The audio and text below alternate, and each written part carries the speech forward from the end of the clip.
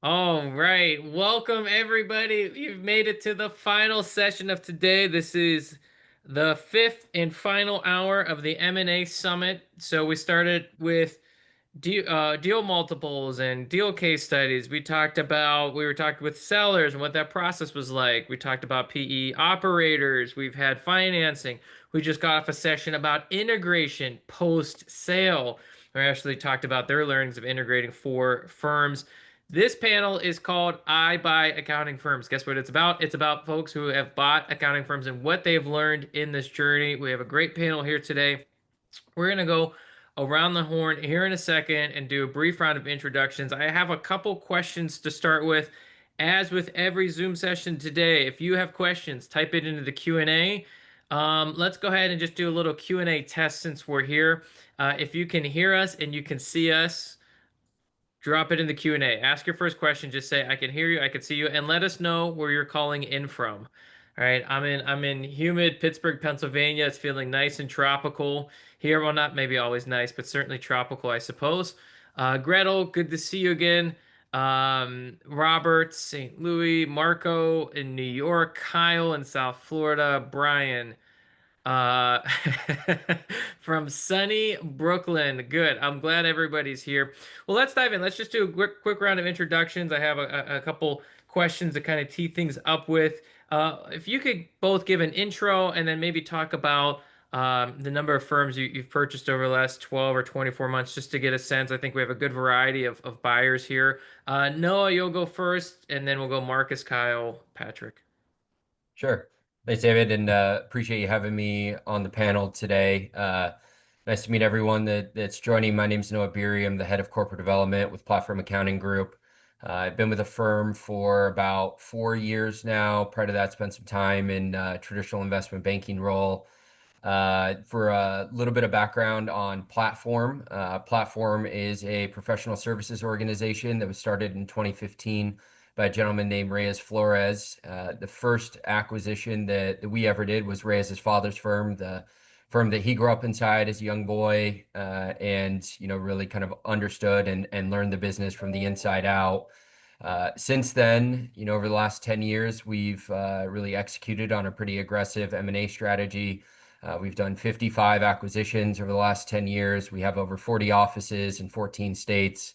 And our focus is really on preserving all of the great things that come with being a boutique accounting firm, things like autonomy, things like kind of familial culture, that white glove level of service to clients, but really being able to bring to that large firm capabilities to unload a lot of the administrative burden that our firms face, thinking with kind of a growth mindset and having a partner to help really get your arms around some of the challenges that the industry is facing generally, and continue to do the great things that our firms are doing at the local level. So this is a little bit of background on myself and Platform, and then David, to answer your question of how many firms have we acquired in the last 12 months. We've acquired somewhere between 12 and 14 firms in the last 12 months. Great. Yeah. Thanks for joining us. Reyes has a great story. Plug him on the podcast to go check that out. Search Jetpack Workflow Reyes and you'll be able to get that interview. Marcus, who are you? Yeah, Marcus Dillon. Thanks for having me, David. Technically trained accountant. Actually went to school for all of this stuff. I'm a CPA. Started with Ernst& Young and kind of quickly learned that that wasn't the lifestyle that my wife and I wanted for our family. So went to work in a smaller firm. Fell in love with small CPA firms and working with small clients. That led to our first, I guess, business venture of buying a firm from a retiring partner in 2011 at the age of 28. So we did this through acquisition with that initial book, went into debt. That was, so much could have gone wrong, but it all went so right. And that led us to really just growing organically for a few years. Kind of got to the point where we looked up and the firm that we were building or built wasn't the one that we intended to. And so over the next 5 years, we actually started to exit clients out of the firm to reshape the firm to get back to what we originally started to build. And then in 2024, we looked up and had all these efficiency gains and decided to go back out into the market as an acquirer. So we actually did a recent acquisition earlier this year. We have another one under contract to close before the end of the year. So we've done two in the last 12, or will do two in the last 12 months. The things that we're proud of over here, we serve about 200 family groups. We also support other CPAs through our consulting wing of Collected by DBA. But yeah, having a lot of fun doing it, have a great team. And one of our biggest wins was we were actually just named one of Accounting Today's best firms to work for. And I know that a lot of other firms on this, I guess, summit also were participating in that. So that's a huge win for us, and it by far outranks any individual award that I've ever received. Very cool. Welcome. Kyle, how about you? Thanks for having me on. So I'm Kyle Petsy. I'm the Chief Executive Officer of Solutions Group Accounting Firm. It's a firm that I acquired about a year ago through a traditional search fund structure. And so I'm a non-CPA. I come from the world of finance and investment banking in New York and have some other business interests as well. But acquired the business about a year ago and kind of transitioned from old leadership over to our ownership. We've got about 5.5, 6 million in revenue, about 50 employees, and our focus is on tax advisory, monthly bookkeeping and accounting work, payroll, and we really try to serve as a proactive, forward-looking accounting firm that is, focused on quarterly advisory and client advisory services. So, I've only acquired one firm, and one was it was a very challenging transition period and a lot of learnings from that. But we're looking to start getting into the market here soon, and but it's been a great experience so far, and it's a great market to be in. Yeah, very cool. And the last but not least, the Titan of Twitter, which I think is where we met, Patrick. Stop it. Edit that part out of the webinar. Thanks Who, for having me. yeah, Yeah, my name's Patrick Dichter, and I bought Apple Tree Business Services about 3.5 years ago. I'm not a formally trained accountant, but much respect to all the accountants here. And my background is more in small business marketing and in sales and consulting. And since that time, I did a couple other small acquisitions. And yeah, this year we'll do about 4.5 million in revenue, have about 38 team members. And yeah, excited to be here. very cool. So, like I mentioned, if you have questions, if you're thinking about buying a firm, if you're thinking about certain deals, if you have questions about how they evaluate opportunities, drop it into the Q&A. I'm going to kind of start with some initial questions. I guess we'll start with you, Marcus. You mentioned that you kind of looked up in 2024 and you're like, wow, we've gained a lot of efficiencies and we're buying two firms this year. I guess given your arc and you've done acquisitions, you've done divestitures, and you've sold. What's kind of how are you evaluating opportunities in today's marketplace for kind of your firm and your size? What makes a good fit versus not a good fit? Yeah, so I think the reason we went back out to market was just because of capacity and existing capacity, and we wanted to provide existing team members opportunities within. And so it was just as stressful running a $2 and $3 million firm as it will be running a $5 and $6 million firm. The difference between a $5 and $6 million firm is you can actually build out a team a little bit better. You can separate yourself from production. So that's the way we've looked at non-organic acquisition is what will that non-organic acquisition afford us in the form of additional team members. So this earlier one we did in 2025 allowed us to bring on our director of technology. The one we did, throughout and just growth, good organic growth allows for team additions, but organic growth moves a little bit slower, especially if you want to add 150, $200,000 person to the team. That's a big drop in profit. So when we're evaluating, the firms that are in line with our growth plan, and that's kind of, I guess, a step back. I know a lot of these acquisitions that we've talked about today are mainly, profit plays and growing to a certain point, and then maybe an exit down the road.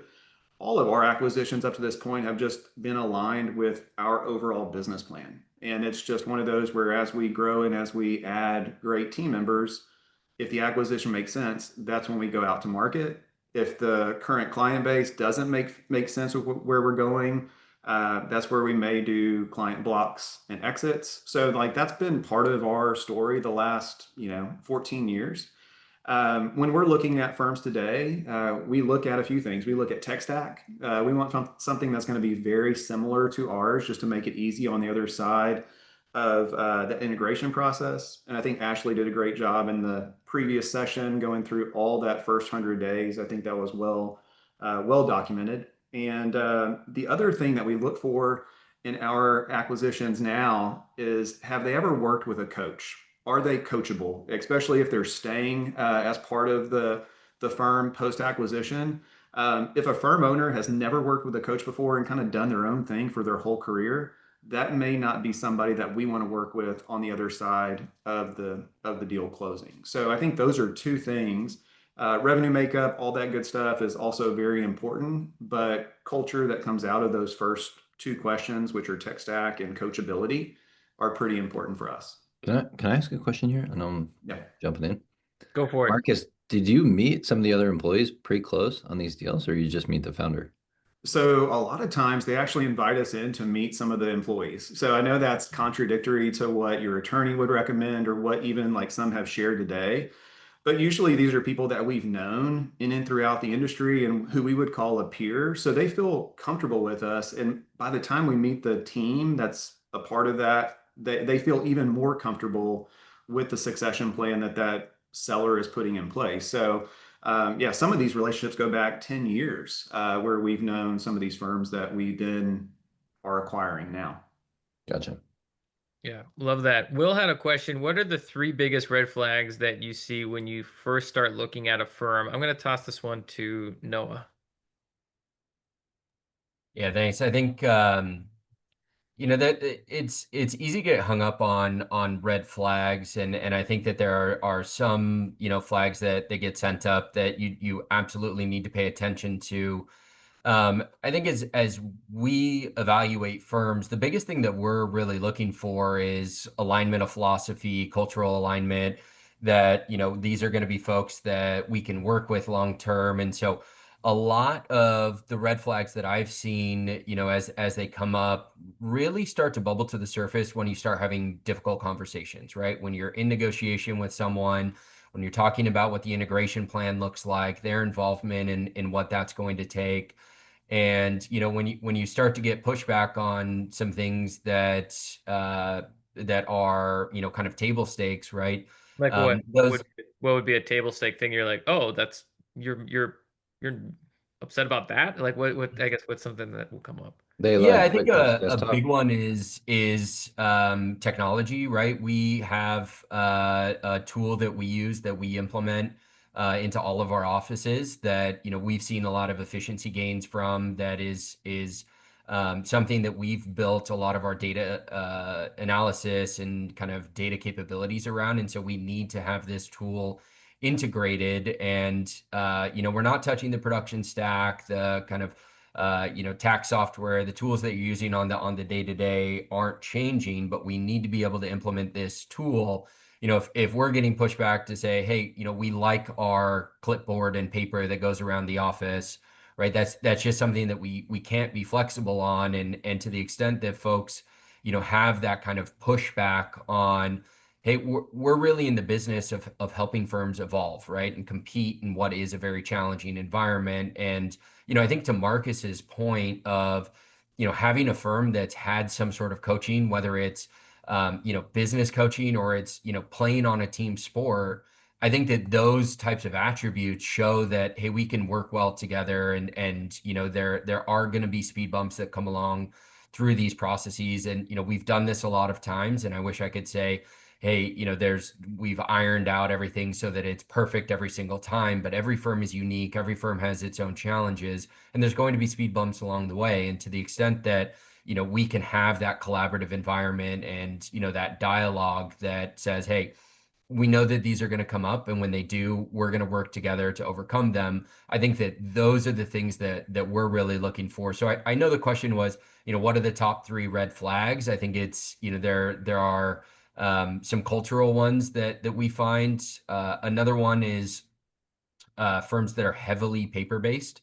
that are very stuck in the like the comment that I made of we like our clipboard and that's how we check out, folders and files and that's how it goes around the office. And we're not willing to change off of that because, it's worked for us for the last 30 years. That's typically a pretty big red flag as well. Yeah. Patrick, as you come you mentioned come in the market. I think you acquired a handful of firms pretty quickly and went through an integration process. And if I understood correctly, you're going to come back out and maybe acquire more. How are you thinking about red flags or good fit potential acquisitions? Yeah, I'd agree. I think it starts with like, do you get along with the seller? Because there's going to be some transition, whether it's, 3 months or 18 months. Um, Now it doesn't always have to be like total roses the whole time. Like there's going to be negotiation and things like that. But so yeah, do you get along with the seller? I think the other thing for me now with additional acquisitions, the tech stack matters a lot. On the first one, it doesn't matter quite as much, but we use UltraTax, for example. I have zero interest in acquiring another firm that doesn't use UltraTax. It's just not worth it to me versus organic growth at this point. Um, and then I think, the other thing would just be, are they priced close to market? Like I don't want to go through an acquisition and tech integration and have to like really raise prices to market so that we can afford to hire people. That's just too much. So like understanding their pricing and if they're, hopefully within 10 to 20% of where we might price some things, like I can live with that. But if they're, I talked to somebody last week that wants to sell and they're charging $250 for a 1040, it's just, no, it's not worth it. Yeah, it makes sense. Kyle, when you were talking about the search fund you'd put together, I could sense that maybe you had some lessons learned on what happened after the deal was inked. I guess help us understand what you kind of learned after your first acquisition, what you might have done differently, or kind of what are some of your Zen learnings from going through that process? Yeah, there's a couple things. I think when I think about going through the acquisition process again, the pricing, like Patrick said, is extraordinarily important because if you don't have the appropriate pricing, then you find yourself serving non-ideal clients that can't afford to pay for your services, or you can't afford to build the team around the services that you're already offering. And so, when you transition into a firm and you have a certain vision that's different than the, firm's prior vision, it's very difficult to transition in and have, $1,500 a month pricing for something that you're doing for $300, $400 a month. And so that's really difficult to overcome. We've managed to grow all things considered, but it's made it really difficult to staff the team in a perfect manner throughout. And so that's really important. Also thinking about, the quality of the work that's done at the organization as well. Just learning about systems and processes and how things, what steps of review there are as you go through the process to kind of understand errors and omissions and things like that. That's always a critical diligence factor for us as well. And so, evaluating quality in different ways, whether that's through insurance claims or different things like that. It's a really valuable way to kind of evaluate the sellers that you're working with, the quality of the organization. And so really for me, it's pricing, it's that. And then I think, with any of these types of acquisitions, having a seller note or some kind of equity roll-in is just absolutely critical because if you get all of your diligence mostly wrong here, that can protect you as well by having something like that. And so, I think it's important to give that upfront, purchase consideration. Otherwise, you're not going to win the deal. But at the end of the day, if there's no holdback at all, then you're kind of left holding the bag, and you never know, if the financials are accurate. So there's a lot of learnings we've had. We've managed to grow in this amazing market that we're in, all things considered. But it's as you go through the market, you start to learn what does and doesn't work. And I think really the core is the pricing and then kind of the holdback on the acquisition side. Yeah, cool. I think we're gonna go into this theme of dealing with the seller here in a second, which if we're not already there. But Louis asked, do y'all find it hard to get the sellers to back off and not worry about some of the things they were in charge for, running things day to day anymore, especially if you have maybe change that you need to implement across the firm? We'll kind of start with Noah on this one, but we'll probably pass this around to most. Yeah, I think it's a good question, and I think in our earlier days, it was certainly more difficult. At this point, we have a team that sits primarily in Salt Lake City. That's about 70 people, and they're handling all of the back office operations of our firm. So think HR, benefits administration, recruiting, IT, finance and accounting, strategy, growth and ops, et cetera. And a lot of those things that the sellers were doing that were kind of on the administrative side, right? The nuts and bolts that come with owning a business and operating a business. A lot of times what we find is that they're eager to get out of those things. And because we've, successfully done as many transitions as we have, we're able to lift that off of their plate almost immediately. And it's almost like somebody coming and saying, here, take this, right? I don't want to do this anymore. And that's part of the reason that they're coming to us, right? Is because we have so much infrastructure and support that's been built out that, folks get pretty comfortable almost immediately just handing over all of that stuff. Now, on the client side, we're not in the business of coming in and trying to transition an owner, immediately and take them out of the client work. We want them to stay engaged. I think to Kyle's point about having, the holdover or having something, we think it's a powerful alignment of incentives. And our business is not structured where we're coming in and saying, okay, thanks for the business, have a nice day, right? We are really interested in forming long-term partnerships, and part of that comes with the aligning of incentives and having the right pieces in place makes, it's almost like lubricant in the wheels, right? To get people to be collaborative, to kind of row in the same direction as us, where we're not fighting them to do the things that they need to do. We're able to offload burden that they don't want to free them up to continue to do the things that they do want, which is really client service, which is working with their team members. And so it doesn't feel like a lot of friction to do those, because we've got the right alignment of incentives and spend a lot of time getting to know folks and what their goals and objectives are through a transaction, that we feel like we have that cultural alignment pretty quickly out of the gate, that we know what we're doing. We've got a full integrations team that can go and say, hey, here's the 30, 60, 90, 180-day plan. And before we even close the deal, we're already aligned on the direction that we're going and what are the steps that we're going to take to get there. Yeah, maybe to take it makes sense, and to take a slightly different variation, I guess, on this too.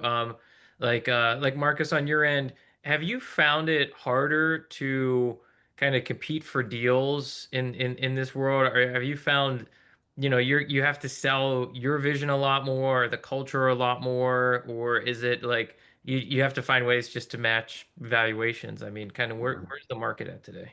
Yeah, we've been very fortunate because these are our peers that we've known for years, and so a lot of times these firm owners are seeking us out. As soon as we did our first acquisition, we knew that it would cause a ripple effect of people to say, "Hey, well, DBA could be an option for our succession event," and that would be a great option because typically, the sellers that we care for, their team, they care more about their clients and their team than they do themselves.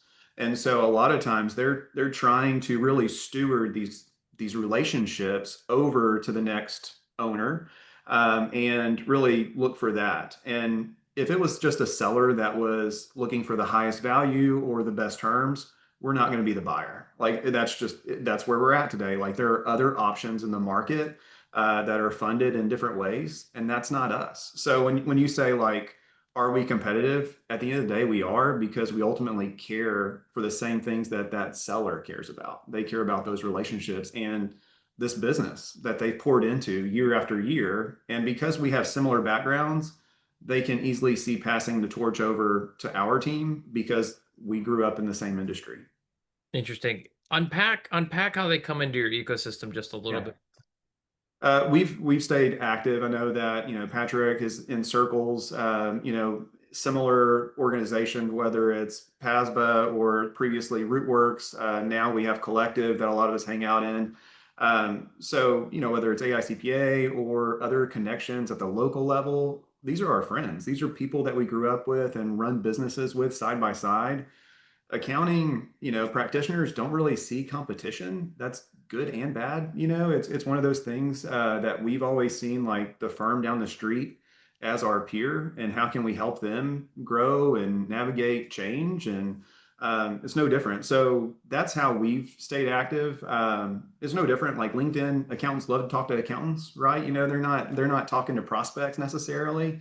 So whenever this succession event comes up in the mind of a seller, if we're a good option for them, then they typically reach out because they know us. Got it. I'm gonna sidebar for 3 seconds. You're so right. I just had a light bulb go over. Yes, every accountant I follow typically does posts for other accountants. They don't do it for their ideal clients, Yeah.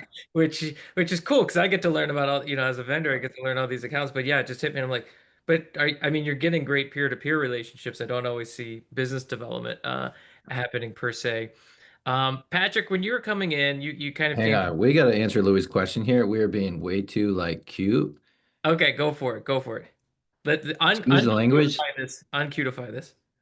This shit sucks. Integration sucks. His question was, do sellers have to back off? Yeah, they do. And it sucks. Sucks. So if you're not ready for that, like the change management is awful. I I can't put that I enough. I actually I think of it differently, Patrick, of it's an opportunity to collaborate, and a lot of these folks are looking for change. It's just the manner in which you do that change, right? If it's abrasive, it's rapid, it's hey, we're gonna do all of this change all at once, then yeah, change management is really difficult. But if you can focus on one or two key levers out of the gate, right? It's not like you're drinking from a fire hose and trying to stomach all of this change all at once. So, I agree with you that change can be difficult, but the manner in which that you approach it, I think really dictates the end result that you're going to get from that. I agree. Like you got to be empathetic and you got to let them know, how you're going to make employees' life better. But like, make no mistake about it. Like, if there's one thing accountants don't like, it's change. And if you're going to come in and try to modernize the tech stack and like bring in new clients, not everyone's going to like that. So What have you learned aside from I mean, the complexity of dealing with people, and it's solely, I mean, squarely a people business, right? So it's like you have to bring everyone along, or you're going to go through high churn, which could also surface. I guess, Patrick, what have you learned in your integration process? Like, what did you do that went well? What would you do that differently? Kind of, now going through it a few times. yeah, my biggest piece of advice would be like, eventually you have to stop playing defense and play offense. So what I mean by that is like you come in and like you build relationships with staff and you listen to what's working, you ask for their feedback and implementation and everything. But like after 3 months or 6 months or 9 months, you can't like tiptoe around stuff and you just have to be like, here's where we're going, like get on the bus or get off, Like if you're gonna go take some firm that didn't have practice management software and implement Jetpack workflow, if there's 10 staff, two of people are going to think it's they won't really do this or like it's not going to stick, and it's like, nope, all your notes need to be in here, this is what we're going with, or like this isn't the firm for you. So like my biggest piece of advice, like I don't, it depends on the transition that you're in, but eventually you have to go play offense instead of like playing defense, or you'll just, there'll be too many cooks in the kitchen and like you just won't be able to effectively lead. That's Yeah, my yeah. 2 cents. Well, yeah, and if you're trying to avoid confrontation, or you're trying so hard to retain all the talent that you've just spent so much time in due diligence and relationship building, but if they're kind of pulling the ship in a direction you don't want to go in, I mean, and Jonathan said 100% Patrick. Um, Kyle asked, what's the revenue per employee that you're seeking in sellers, and what type of margin are you looking for on the bottom line? I guess I'll start with you, Kyle. When you were kind of constructing the search fund, what was the financial profile that you were looking at? Yeah, I mean, I think the margin can be, you can have a 50% margin accounting firm that is just the seller and a couple employees, or it can be 75%. And then you can, that has $500,000 in SDE. And then you can have a 30 employee firm that has a CFO, COO, chief of strategy, all of those things there. So what I would say is I look more at the makeup of the org chart and the team that's in place and the transferability of the company. I look a lot less at those other factors. Now, I will look at the revenue per employee which is, a productivity metric, or the gross margin, the direct contribution margin from the work that's being done. Because if you see that you've got a 40% gross margin on the business, then your pricing's too low and it's indicative that the clients aren't the right clients for the firm, right? But at the end of the day, the scale of the company, is not always the most important metric. There can be some people that are great people that you want to bring on board into the organization, and you buy a smaller company to do that, or you might look to go bigger because there's, more transferability there. So I look at a lot of those different things, but it really comes down to how well can this transition to new ownership, and are the cultures aligned, and is the the top line margins make sense on paper. Yeah, and you mentioned the revenue per employee as a productivity metric, which makes sense. Is there a range in which you feel like, okay, this makes sense, or if it dips Depends below? on business mix, right? Like if you have just pure 100% bookkeeping, right? And that's all it is, you know, and it depends on the wages that you're paying your employees as well, and you try to earn your 3 to 4 times multiplier kind of backing into it, right? I mean, that's how I tend to check my work.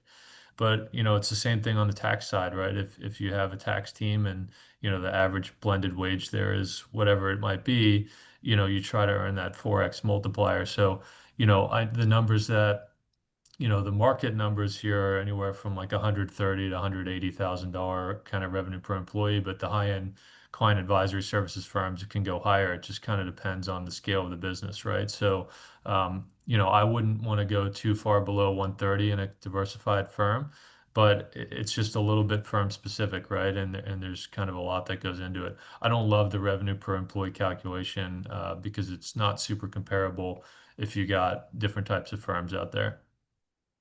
Marcus, I saw you nodding. Is there anything you wanted to add to that? Just based on where we're at and the data that we have from friends, we try to be above 250 revenue per employee. We're a CAS firm. A lot of our friends are also CAS firms. We serve clients with a team of three. So, client service manager, who's an accountant or bookkeeper, we look for a 4x return on their salary. Client controller, who's a tax manager, that's 3x.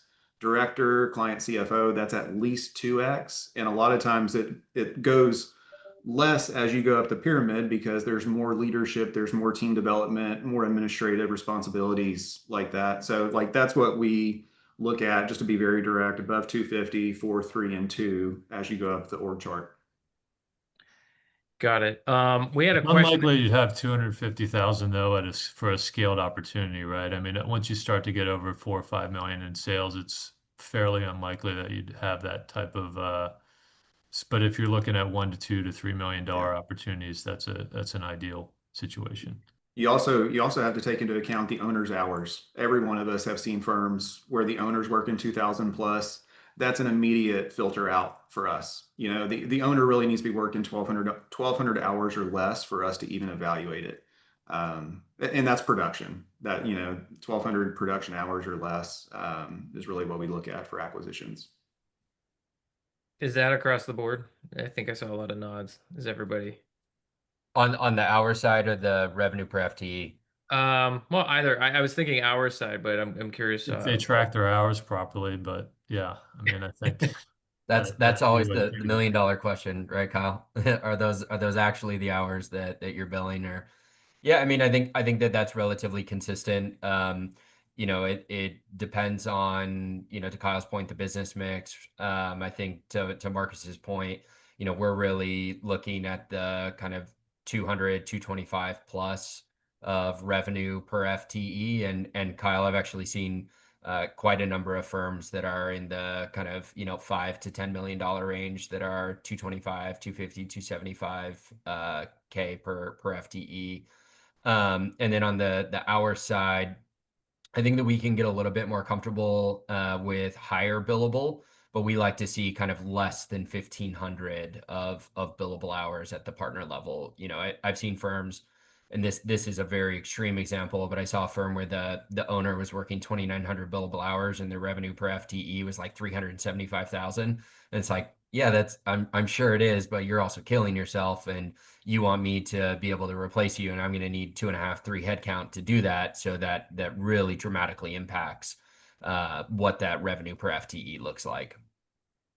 Amazing. Well, I know we're going to be wrapping up here soon, so keep asking the questions that are coming in. Oh my gosh, of course I mentioned that, and we got a couple rapid fire ones. So let me see if I can knock a couple out, and then we're going to go around the horn, final pieces of advice and how people can reach out to folks. Has anyone here addressed how do you address physical acquisition with real estate compared to owner renting the building? Has anybody had experience with? I have experience with that. Okay. Unpack it a little bit. So how did you address the? So I leased the facility from the sellers of the business, and you just have to really ensure that you have an ironclad lease. If there's ever any issues with the seller, they've got the building, right? And so it's really important that you have a really well-written lease by a professional real estate attorney. But for us, we have no interest in owning the real estate. There's also the opportunity to do sale and lease backs as well. There's tons of companies out there that are willing to consider that kind of concurrent with the transaction. There's a lot of ways to do it. I love it. I love it. As we wrap up here, let's just go around the horn. Let's say somebody's listening right now. They are acquisition curious. They're thinking about getting into it. What kind of piece of advice or question do you think they should be asking? We'll start with Noah, and then we'll just go Marcus, Kyle, and Patrick. What type of question should they be asking the seller? Is that right? Yeah, well, I mean, they want to get into buying more accounting firms. They see, everybody's buying it left and right. Everybody on social is getting into the game. Everybody wants to buy an accounting firm. They might be curious. This might be their first or third or fifth, but like, I guess what parting advice would you give folks listening on that are either starting on this acquisition path or continuing on it?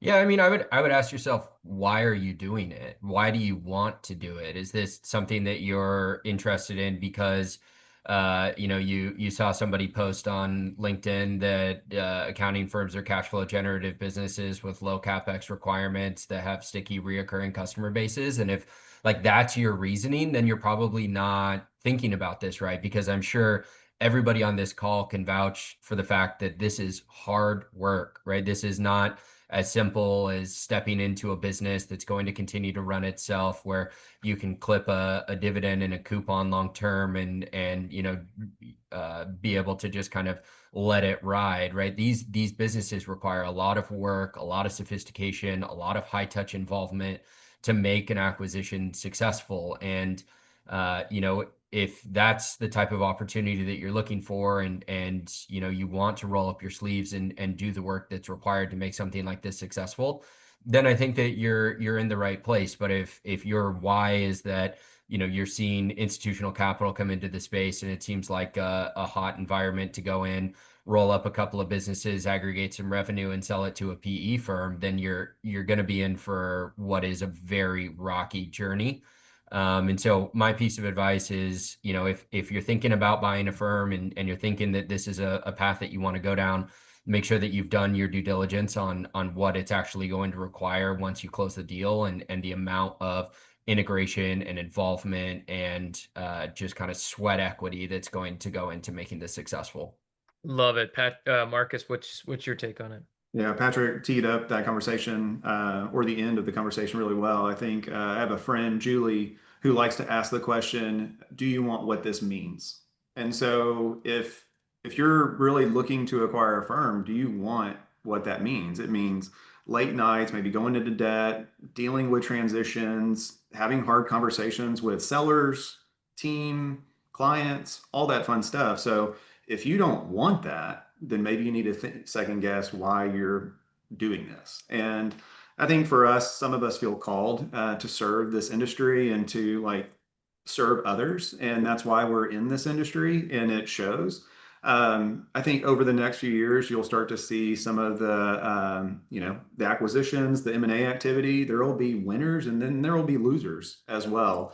And so I think to Jennifer Wilson's point, like there's a lot of concern out there right now, if multiples and valuations and all that fun stuff. But ultimately, the parting words that I would leave, if you want to move forward and you want to own an accounting firm and get into this business, there's no better time.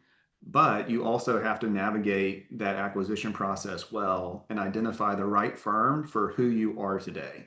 And you can't compete with the others that are out there, so you have to find the right one. Love it. Kyle, what would you say? I think, look, it's a great industry to be in. I definitely am supportive of there being more entrants here. I think at the end of the day, though, it's a people business. And so, when you think about private equity people, out there that are looking at the industry, um, really it's just a collection of people and the culture of the people and the values of the people at the business. And so, that is the most important part about the business. And there's really nothing else to it other than that. So, if you don't get that part of your diligence correct and understand how challenging people can be every day to deal with in good ways and bad ways, that's what it's all about, and just understanding that reality and playing the chess that's required to go through that process. So it's just a collection of people. Yeah, I love it. Patrick, land the plane for us. Final parting advice as we wrap. Great points. I'd just say there's no perfect deals out there. So just know that you're going to have to look at a lot of potential targets, and ultimately, like, the perfect firm doesn't exist at the perfect price. And eventually you'll have to, you know, maybe buy smaller than you wanted, or not the perfect tech stack, or not the perfect revenue per head count. But yeah, um, if you can get in the game, there's plenty of opportunity. I love it. I love it. Well, I appreciate each one of you coming on. This concludes the M&A Summit. 5 hours of in the trenches content. We did it. Everybody showed up. The tech worked. It happened. Thank you, everybody, for staying on, asking questions. We're going to be sending out clips and recordings and quotes and everything else. But Noah, Marcus, Kyle, Patrick, thanks for hopping on this panel. Everybody else, enjoy the rest of your Tuesday. Appreciate the time. And we're going to be doing these summits every quarter. So we'll see you at the next one, and just appreciate everyone's time. Thanks, David. All right. Thank Thanks. you.